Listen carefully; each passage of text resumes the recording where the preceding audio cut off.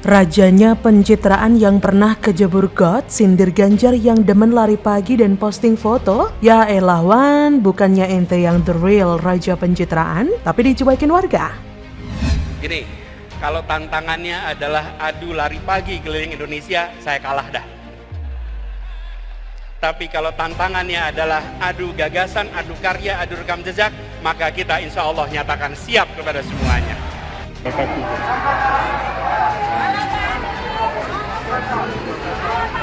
Nah, ini orangnya. Astagfirullahaladzim.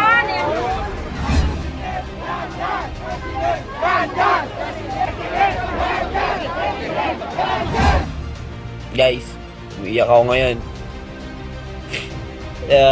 Tenang.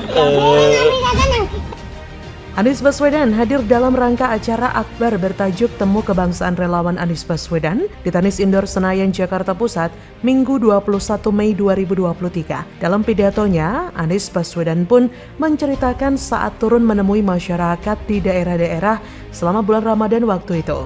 Anies Baswedan menjelaskan bahwa aksinya tersebut dilakukan tanpa dipamerkan ke publik atau media sosial. Anies juga menceritakan momen dirinya mengunjungi pelosok daerah yang disebutnya dengan tirakat. Anies lalu seolah menyindir bahwa yang ia lakukan tidak seperti apa yang dilakukan pesaingnya, Capres dari PDIP, Ganjar Pranowo, yang kerap kali lari pagi di Senayan dan fotonya diposting di media sosial. Meski berkeliling, Anies pun tegas karena aksinya tersebut bukan untuk selfie dan diunggah ke medsos.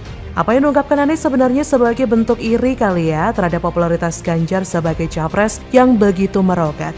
Padahal jika melihat kinerjanya di Jakarta, Anies justru lebih banyak di depan kamera untuk menyampaikan kata-katanya, menjual muka pada media, dan hanya gunting pita di hadapan wartawan. Masih ingat kan siapa yang bawa mic di gedung KPK? Bahkan pencapaiannya tidak ada yang bisa dibanggakan selain JIS. Dikit-dikit yang dipamerkan oleh Anies stadion yang tidak sesuai dengan standar FIFA. Pertanyaannya kenapa demikian? Karena itulah satu-satunya hasil kerjanya yang bisa dia perlihatkan ke publik. Hal itu dilakukan Anies sebagai momen untuk menaikkan citra dan elektabilitasnya yang kalah dengan Ganjar Pranowo.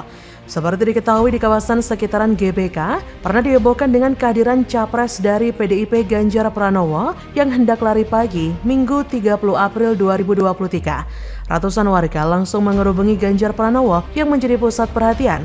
Beberapa bahkan meminta selfie dan ingin berjabat tangan. Niatan Ganjar untuk berolahraga lari pagi di sana pun buyar. Bahkan teriakan Ganjar Presiden oleh sebagian besar warga menggema di GBK. Dengan sabar Ganjar nampak melayani warga yang menyerbu dan mengerubunginya dengan senyum mengembang. Itulah mengapa Anies ingin seperti Ganjar.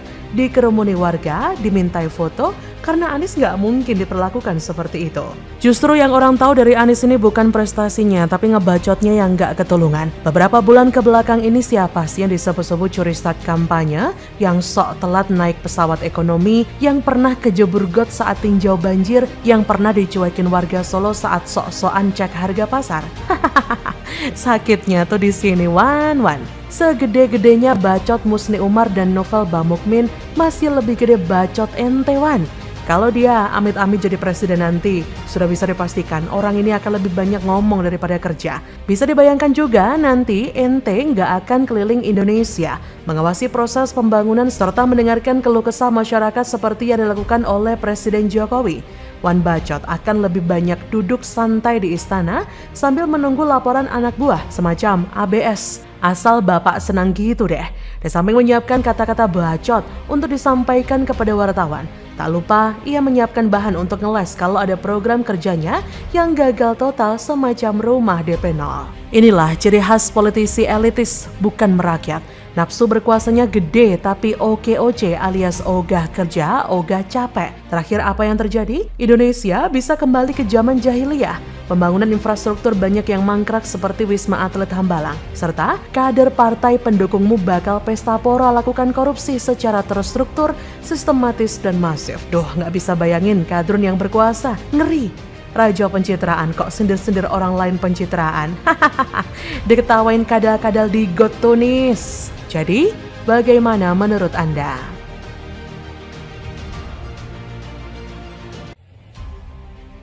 Udah jadi tersangka, borok Johnny Plate soal dana kenakalan 500 juta dibongkar anak buahnya sendiri buat dana pencapresan Anies. Kampus Pan. Ada pengakuan yang menyatakan dia meminta agar diberikan 500 juta untuk anak-anak setiap bulan. Dengan proyek kerugian negara yang 8 triliun. Ya, kalau tidak ada pendalaman lebih lain untuk menemukan bukti-bukti yang lebih memberatkan. Gelar perkara untuk perkara penyidikan tindak pidana khusus itu hampir tiap minggu kita lakukan evaluasi. Hampir tiap Jumat kita lakukan evaluasi teman-teman penyidik. Ya, tidak terfokus ini perkara apa, semua dapat digelar. Sehingga kita lakukan evaluasi pada hari ini kita dapat hasilnya. Seharusnya 4.200 lalu ditunda. 1.200 lalu ditunda karena barangnya tidak ada. Pada akhirnya tahun 2021 Desember itu 2021 ya, diperpanjang sampai Maret 2023, katanya diperpanjang, lalu memang ada barang 985. Jadi ya masih 985 tiang.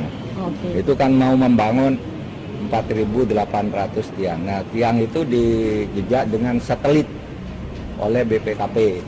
Nah, ditemukan hanya ada 985, itu pun semua yang dijadikan sampel tidak ada, hanya barang-barang mentah mati gitu ya, tidak ada gerakan sinyal yang bisa dioperasikan.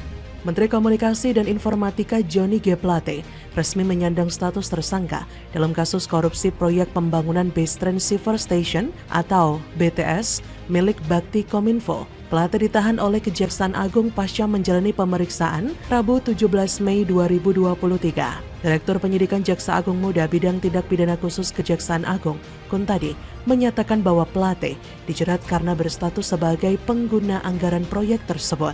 Kejaksaan menjerat Plate dengan pasal 2 ayat 1 dan pasal 3, Jungto pasal 18 Undang-Undang Pemberantasan Tindak Pidana Korupsi. Kerugian negara dalam perkara ini diperkirakan mencapai 8 triliun. Meskipun demikian, Kuntadi tak menjelaskan secara detail peran Plate dalam kasus itu. Namun, peran Plate malah dibongkar anak buahnya sendiri. Berdasar penelusuran Tempo, Plate disebut sempat meminta dana sebesar 500 juta rupiah per bulan kepada anak buahnya, yaitu Direktur Utama Bakti Kominfo Anang Ahmad Latif. Hal itu terungkap dalam dokumen pemeriksaan yang sempat dilihat Tempo. Kepada penyidik, Anang mengaku pernah mendatangi ruangan Plate di lantai 7 Gedung Kominfo Jakarta pada awal 2021. Dia mengatakan di akhir pertemuan tersebut, Plate bertanya apakah Kepala Bagian Tata Usaha Kominfo Happy Endah Palupi sudah menyampaikan sesuatu. Anang yang juga telah berstatus sebagai tersangka dalam kasus ini lantas bertanya mengenai apa. Selanjutnya, Plate mengatakan tentang dana operasional tim pendukung menteri sebesar 500 juta rupiah setiap bulan. Anang kemudian mengaku meminta bantuan kepada Komisaris PT Solitech Media Synergy Irwan Hermawan. Kepada Irwan, Anang memberikan kontak bawahan Plate untuk mengurus pemberian dana tersebut. Anang mengatakan sempat bertemu kembali dengan politikus Partai Nasdem tersebut Februari 2021 di ruangan menteri. Plate, kata dia, kembali menanyakan soal uang operasional tim pendukung menteri tersebut. Anang mengatakan seharusnya persoalan dana tersebut sudah dibereskan. Meskipun demikian, Anang menyatakan tidak mengetahui secara persis apakah dana itu sudah diberikan atau tidak. Melihat kasus ini, isu liar pun muncul. Bahkan banyak publik yang mengait-ngaitkan bahwa dana kenakalan dari korupsi Menara BTS di Kominfo ini mengalir juga ke Partai Nasdem untuk pencapresan Anies. Kecurigaan banyak orang itu bukan kecurigaan tanpa dasar, karena di antara 3 partai pendukung Anies, hanya Nasdemlah yang paling kuat keuangannya untuk menanggung kampanye Anies kemana-mana. Sadis memang, tapi itulah tipikal ular beludak yang menghalalkan segala cara demi kepentingan pribadi dan golongannya. Sejak dini proyek mega raksasa itu sudah terpetakan dalam benaknya apa yang harus dilakukannya demi kepentingan pribadi dan korporasinya. Dan semisal akhirnya Kejaksaan membongkar bahwa ternyata aliran dana korupsi dari Kominfo terbongkar untuk pencapresan Anies, maka itu akan jadi bom yang lebih besar karena berdekatan dengan Pilpres yang sebentar lagi akan diselenggarakan. Dan bukti itu semakin terang ketika Nasdem dan Paloh panik dan akhirnya memanipulasi opini publik yang sengaja mereka ciptakan untuk memperkeruh suasana. Padahal mana ada di dunia ini maling yang mau ngaku Jadi sudahlah, jika memang bejat, akui saja. Tak perlu sok kritis sebagai pemerhati bangsa segala dengan jargon restorasi dan koalisi perubahan itu. Tapi membual dengan penuh tipu daya yang tanpa punya rasa malu justru menjilat ludah sendiri. Jujur saja publik menunggu ini semua terbongkar. Dan jika ada hubungannya dengan pencapresan Anies, maka rakyat Indonesia akan bersorak karena orang yang akan menghancurkan Indonesia tidak jadi nyapres. Jadi, bagaimana menurut Anda?